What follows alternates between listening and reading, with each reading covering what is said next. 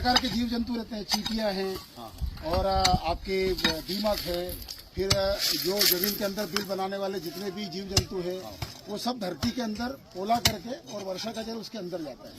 तो ये केमिकल के डालने से और भिन्न भिन्न प्रकार का ये नींदानाशक कीटनाशक प्रयोग करने से ये धरती के जीव खत्म हो रहे हैं। तो धरती के अंदर बिल बनाने वाले जो जीव जंतु थे वो भी खत्म होते जा रहे हैं। इसलिए वर्षा का जल गिर करके बह जाता है। इसलिए अपने को ये उपाय करना पड़ रहा है कि धरती के अंदर पानी कैसे जाए। तो ये एक उपाय है उसका पानी जाने का।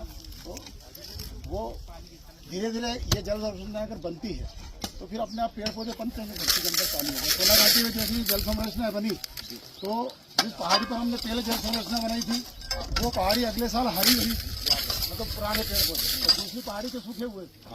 तो ये अंतर होता है, धरती के अंदर पानी रहेगा तो अपने आप ही हरियाली और ठंडक रहेगी।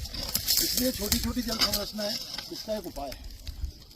थोड़ी सी मेहनत लगती है, लेकिन ये एक खंती अपन खोदेंगे तो इससे वर्षा के समय में एक खंती से 600 से 800 लीटर पानी एक दिन में अंदर जाएगा। और अगर 50 दिन भी बारिश होती है तो एक 3300-4000 लीटर पानी एक खंती से अंदर जाएगा। अब इस पहाड़ पर अगर हम 10,000 जल संरचना बना देते हैं तो करोड़ों लीटर पानी जमीन के अंदर जाएगा, आसपास का क्षेत्र जलयुक्त हो जाएगा। इसका केवल यही गणित है, बाकी और बहुत ज्यादा इसमें कोई वो नहीं है कि कोई बड़ा विज्ञान नहीं है। यही विज्ञान है कि गड्ढे के माध्यम से पानी अंदर जाएगा।